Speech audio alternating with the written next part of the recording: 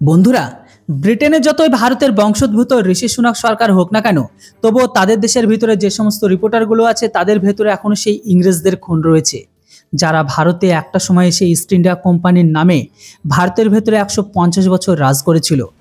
যদিও আজকের দিনে ভারতে ব্রিটেনের থেকে অনেক ক্ষেত্রে এগিয়ে গেছে, কিন্তু ব্রিটেনের যে সমস্ত পত্রকারগুলো আছে তারা এখনো ভারতকে নিচু দেখানোর কাজ করে। ভারতের চন্দ্রযানের সফল ল্যান্ডিং থেকে শুরু করে ভারতের 370 ধারাকে নিয়ে কথা বলে। ভারতের সব বিষয়ে তাদের নাককে ঢোকাতে হয়। দেখুন, তারা তাদের দেশে যে সমস্ত রিপোর্টিংগুলো করে সেগুলো তো আমরা থামাতে পারবো না, কিন্তু তারা যখন ভারতে এসে ভারত সরকারের খেলাফ রিপোর্টিংকে করে তখন তাকে তার জায়গা দেখানো অবশ্যই গুরুত্বপূর্ণ হয়ে পড়ে। আসলে বন্ধুরা, হয়েছেটা কি? আসলে রাম মন্দিরকে নিয়ে খবর বানানোর জন্য ব্রিটেনের একটি মিডিয়া টিম ভারতে এসেছিল। ভারত সরকার তাদের দেশে আসার এই কারণে পারমিশন দেয় যে রাম মন্দিরের সুন্দর সাজানো, মন্দিরে বিভিন্ন রকমের ডিজাইন, ভারতের লোকেদের শ্রীরামকে নিয়ে যে ভক্তি, সেটা যেন গোটা বিশ্বকে দেখাতে পারে। এর সাথে সাথে যেন ব্রিটেনের ভেতরে অবস্থিত যে সমস্ত রাম ভক্ত আছে তারাও যেন অযোধ্যার দর্শন পায়।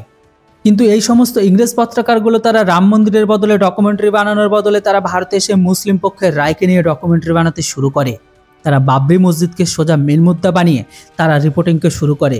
যেমনভাবে বাবরি মসজিদকে ভাঙা হয়েছিল, যেখানে রাম মন্দিরে এত কিভাবে টাকা খরচ করে কেন বানানো হলো, তার বদলে এই টাকা দিয়ে যদি ভারত সরকার দলিত অল্পসংখ্যক আর গরিব লোকেদের পেটকে ভরানো যেত, এই সব কিছু নিয়ে তারা রিপোর্টিং করে।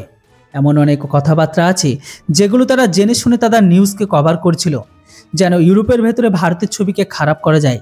কিন্তু তাদের এই প্ল্যান একদম সফল হতে দেয়নি, কেননা ইউপি সরকার তাদের এই ডকুমেন্টারি মাঝপথে থামিয়ে দিয়েছে।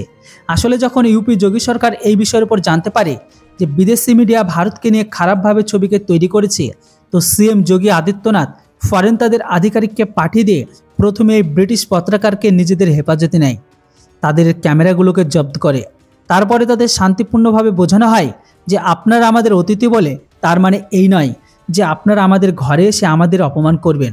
আমরা আপনাদের মন্দিরকে নিয়ে ডকুমেন্টারি বানাতে দিয়েছি, না বাবরি মসজিদকে ভাঙাকে নিয়ে।